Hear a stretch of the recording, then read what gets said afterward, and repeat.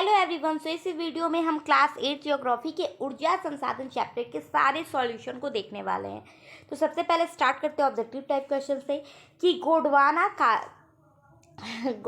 कालीन चट्टानों में किस खनिज के भंडार मिलते हैं। तो इसका आंसर क्या हो जाएगा? कोयला हो जाएगा। फिर एक कोयला का सर्वोत्तम किस्म कौन सा है? तो आप देखो एंथ्रासाइट जो होता है वो सबसे बेस्ट क्वालिटी का कोयला होता है। फिर है सिंगरौली कोयला क्षेत्र किस राज्य में है? तो आप देखो सिंगरौली जो है ना वो मध्य प्रदेश में है। उसी तरीके से फोर्थ क्वेश्चन है कि हुंगड़ी जन में किसका उत्पादन होता है? तो हुंगड़ी जन में आप देखो कि पेट्रोलियम का उत्पादन होता है। फिर है पवन ऊर्जा उत्पादन के संबंधित क्षेत्र कौन है? तो लांबा। ठीक है। फिर है पुगा घाटी प्रसिद्ध है भूताप के लिए। ये लांबा घूंघट वाला नहीं है ना, कारण लांबा लांबा घूंघट वो वाला नहीं है। ये लांबा एक जगह का नाम है जहाँ पे सबसे ज़्यादा क्या होता है? तो पवन ऊर्जा यानी पवन से एनर्जी का निर्माण होता है।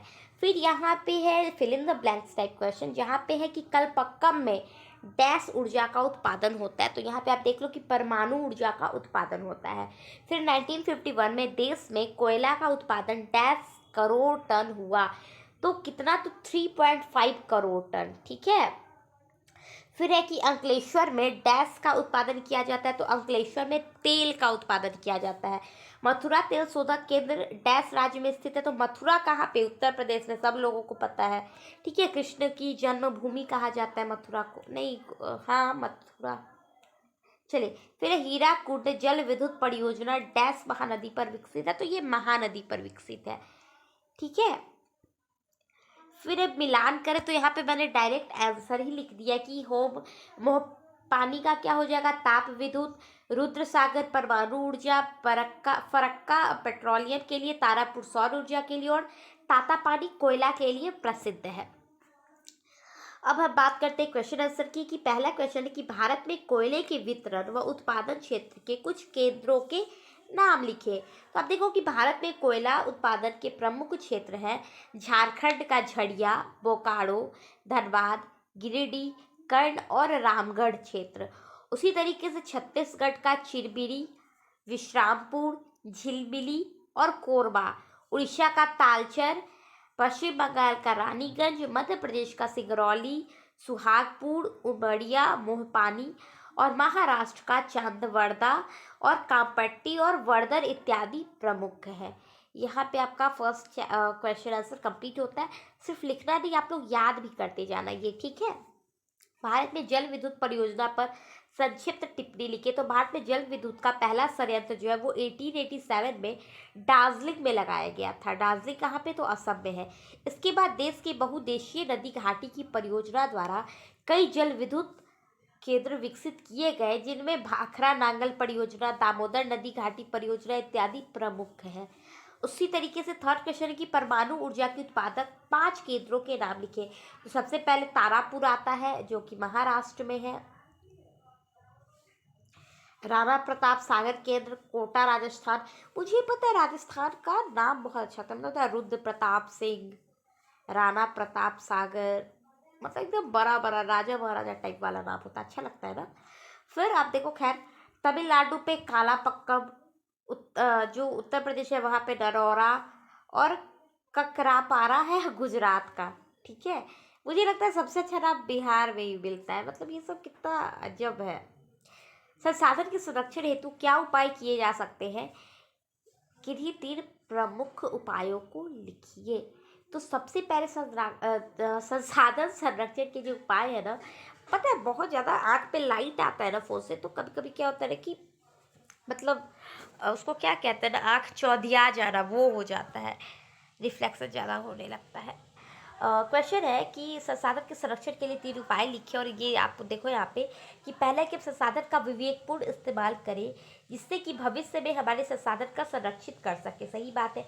उसका विवेकपूर्ण ये नहीं कि पानी जब तक हम ब्रश करें तब तक नल खुला छोड़ दिए, पानी बह रहा है अपने लिए, मतलब पार्क में गए पेड़ तोड़ दिए, फूल तोड़ दिए, बिना मतलब का पेट्रोल गाड़ी में डलवा के इधर उधर चौक पे घूम रहे। तो ये सब हमें नहीं करना चाहिए।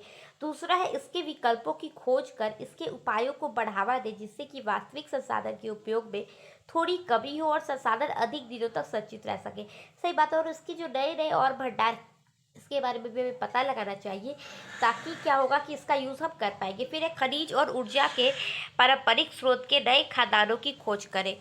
ये क्या है कि इसका थर्ड उपाय हो सकता है कि हम जो खनिज और ऊर्जा पारंपरिक स्रोत है उसके नए खदानों को ढूंढें। फिफ्थ नंबर क्वेश्चन है कि गैर परंपरागत ऊर्जा स्रोत के नाम लिखिए। तो इसका आंसर हो जाएगा कि गैर पारंपरिक स्रोत वे हैं जो हाल में ही प्रयोग में आए हैं। इन स्रोतों के प्रयोग करने का उपाय तथा तकनीक पहले दोनों ही नहीं थे। ये पृथ्वी पर असीमित मात्रा में है, उसको हम क्या कहते हैं, तो गैर परंपरागत स्रोत कहते हैं। जैसे क्या सौर ऊर्जा भरपूर है, पवन ऊर्जा, ज्वारीय ऊर्जा, भूतापीय ऊर्जा और जैव ऊर्जा इत्यादि गैर परंपरागत ऊर्जा के स्रोत हैं। फिर दीर्घ क्वेश्चन आंसर है कि ऊर्जा संसाधन पर टिप्पणी लिखिए। तो आप देखो कि ऊर्जा की आवश्यकता हमें जीवन के प्रारंभिक काल से ही होती है। ऊर्जा संसाधन के विकास में औद्योगिक विकास की सूचना मिलती है।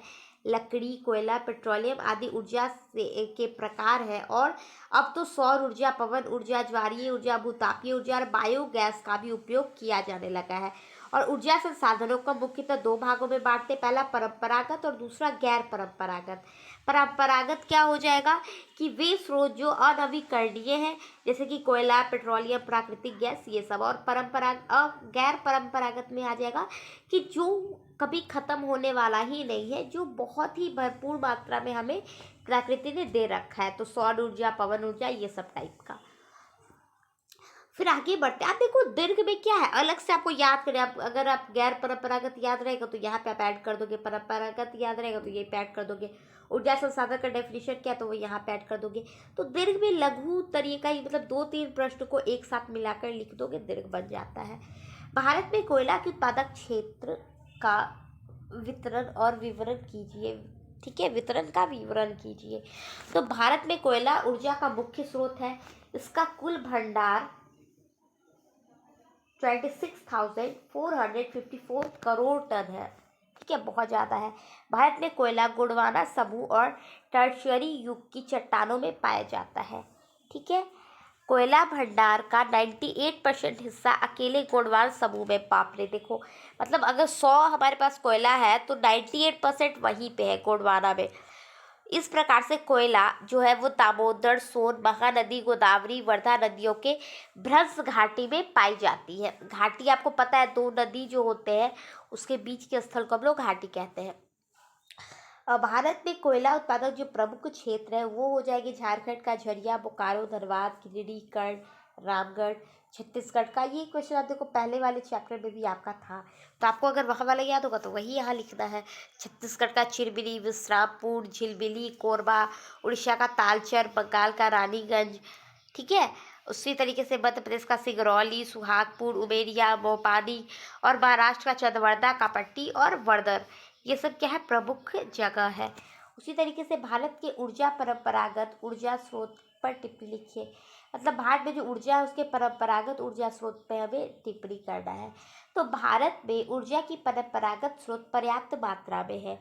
ये स्रोत अनवीकरणीय होते हैं, मतलब इसको हम लोग फिर से नया निर्माण नहीं कर सकते। जैसे कोयला, पेट्रोलियम, प्राकृतिक गैस, जल विद्युत इत्यादि। कोयला जो है वो भारत में कोयला शक्ति या ऊर्जा का प्रमुख स्रोत है। इसका मुख्यतः छत्तीसगढ़, झारखंड, महाराष्ट्र, उड़ीसा, पश्चिम बंगाल, मध्य प्रदेश आदि जगहों पे पाया जाता है। अकेले गोंडवाना समूह में कितना कोयला पाया जाता है, तो 98% पाया जाता है। फिर है पेट्रोलियम। भारत के डिगबोई में पहली बार तेल मिला, जिसके बाद 1959 के खंभात के क्षेत्र में अप्रैल 1975 में मुंबई के हाई तेल क्षेत्र का पता लगा। भारत में तेल उत्पादक दृष्टि से असम, अरुणाचल प्रदेश, नागालैंड इत्यादि का स्थान जो है वो महत्वपूर्ण है। उसी तरीके से प्राकृतिक गैस जो है कि भारत में प्राकृतिक गैस का कुल भंडार 700 अरब टन है, बहुत ज़्यादा है। देश में कुल 3340 किलोमीटर गैस पाइपलाइन द्वारा इसका वितरण और विपणन किया जा रहा है। इन सबके अलावा जल विद्युत, ताप विद्युत, परमाणु ऊर्जा भी ऊर्जा की परंपरागत स्रोत के अंतर्गत आते हैं। और ये मुझे लगता है, अच्छा 2 क्वेश्चन और बचे इस चैप्टर से, कि भारत के पेट्रोलियम के उत्पादन के वितरण और विवरण पर लिखिए। तो आप देखो भारत के तेल क्षेत्र सबसे पहले 1866 में पता लगाया, फिर 1890 में डिगबोई में पहली बार तेल मिला, इसके बाद 1959 में खंबात के क्षेत्र और फिर 75 में मुंबई हाई तेल क्षेत्र का पता चला। यह तेल उत्पादन की दृष्टि से असम, अरुणाचल प्रदेश, नागालैंड महत्वपूर्ण है। डिगबोई, रहरकटिया, हुगड़ीजन, मोहान, रुद्रसागर और बोरहौल मुख्यतः उत्पादन केंद्र है। गुजरात राज्य के अंकलेश्वर, कलोल, बलोल देखो कितना अच्छा नाम है, कलोल, बलोल, कोशंबा, बेसाड़ा, बकरोल बकरोल, नवगांव इत्यादि मुख्य उत्पादक क्षेत्र। तो मुझे कभी कभी लगता है मैंने गलत बोल दिया, मतलब बकरोल क्या होता है।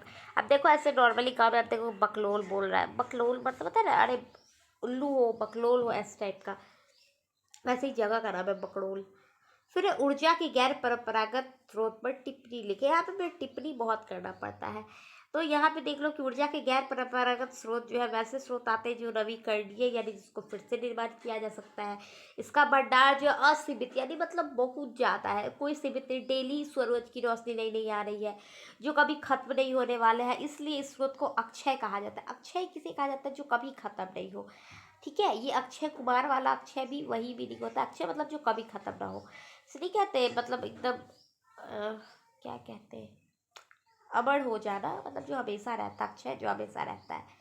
इसमें सौर ऊर्जा, पवन ऊर्जा, ज्वारीय ऊर्जा, भूतापीय ऊर्जा और जैव ऊर्जा शामिल है।